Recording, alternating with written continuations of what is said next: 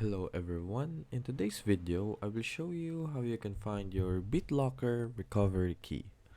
So first you want to head on to your any web browser you want and then head on to microsoft.com and make sure you log in your account, your Microsoft account which you use to your Windows PC.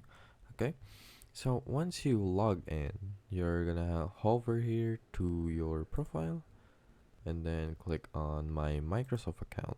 Once you're here to your Microsoft account manager, you're gonna head on to your security. In your devices, you're going to see where your Microsoft was logged in.